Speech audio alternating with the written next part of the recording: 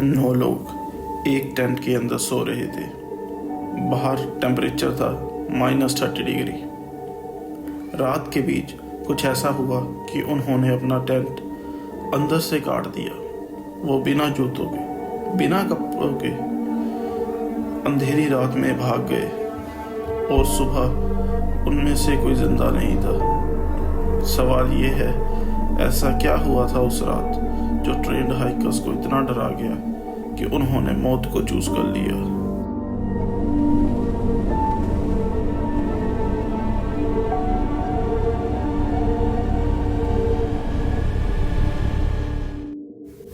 ये कहानी है 1959 की, रशिया के उरल माउंटेन्स की। एक ग्रुप यंग स्टूडेंट्स का जो एक डेंजरस एक्सपेडिशन पर निकला था। इस ग्रुप का लीडर था इगोर डेटलोव, एक एक्सपीरियंस ट्रैकर जो पहले भी कई डिफिकल्ट एक्सपेडिशंस कंप्लीट कर चुका था। उसके साथ थे 8 और लोग, सभी स्ट्रॉन्ग, ट्रेंड और कॉन्फिडेंट। उनका गोल था ओरेटन माउंटेन तक पहुंचना। ये ट्रैक इतना मुश्किल था कि उसे हाईएस्ट डिफिकल्टी कैटेगरी में रखा गया था। 27 जनवरी 1959 ग्रुप ने अपनी जर्नी स्टार्ट की। शुरू के दिन बिल्कुल नॉर्मल थे। वो लोग फोटोज ले रहे थे, हंस रहे थे, गाने गा रहे थे। सब कुछ एक नॉर्मल एडवेंचर की तरह लग रहा था। लेकिन जैसे जैसे वो माउंटेन्स के अंदर बढ़ते गए, वेदर और भी डेंजरस होता गया। 1 फरवरी उन्होंने एक जगह कैंप लगाया। इस जगह का नाम था खोलत सेखल, जिसका मतलब होता है माउंटेन्स ऑफ द डेड। हवा बहुत तेज चल रही थी, टेम्परेचर गिर चुका था और फिर कुछ हुआ।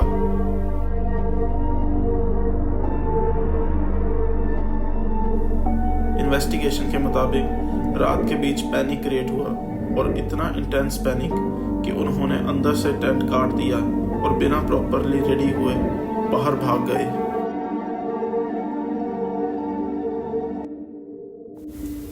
जब ग्रुप वापस नहीं आया तो सर्च टीम भेजी गई। कुछ दिन बाद उनका टेंट मिला। टेंट बर्फ में दबा हुआ था और सबसे शॉकिंग बात, टेंट बाहर से नहीं, अंदर से काटा गया था। उनके शूज, कपड़े सब टेंट के अंदर ही थे। मतलब वो लोग जल्दी में भागे थे।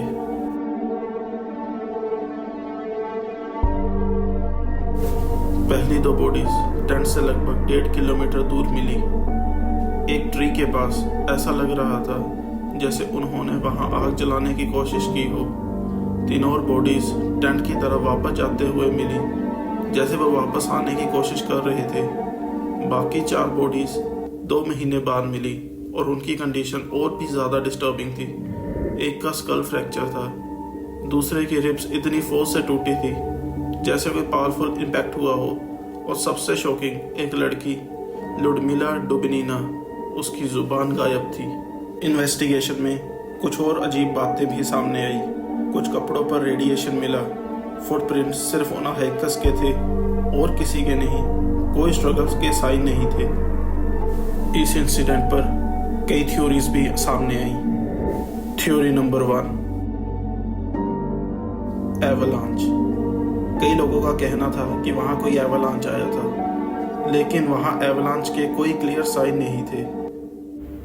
Theory number 2, military experiment. कपड़ों से मिले रेडिएशन से कुछ लोगों ने अंदाजा लगाया कि वहां कोई मिलिट्री एक्सपेरिमेंट हुआ था। क्या वो किसी सीक्रेट टेस्ट के बीच में आ गए थे? बट नहीं, अकॉर्डिंग टू द गवर्नमेंट वहां पर उस टाइम पर ऐसे किसी भी तरीके के एक्सपेरिमेंट का कोई जिक्र नहीं है। Theory number 3, infrasound. एक रेयर विंड फ्रीक्वेंसी जो इंसान को पैनिक में डाल सकती है, पर ना उससे पहले ना आज तक उस रीजन में कोई इस तरीके की फ्रीक्वेंसी का केस सामने आया, ना ऑफिशियली ना ही अनऑफिशियली।